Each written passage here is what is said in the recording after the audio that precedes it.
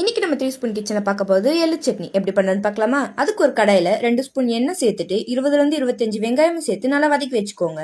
இது கூடவே 1 சில் தேங்காய், ஒரு வெள்ளைப்பூடு, கொஞ்சமா புளி, வத்தல் ஒரு 3 சேர்த்துட்டு உப்பு தேவையான அளவு சேர்த்துட்டு நல்லா வதக்கி ஒரு பிளேட்ல எடுத்து வச்சுக்கலாம்.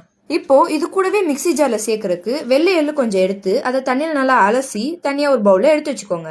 இப்போ நம்ம எடுத்து வச்சிருக்க அந்த எள்ளை கடாயில போட்டு நல்லா வறுத்து எடுத்துக்கலாம்.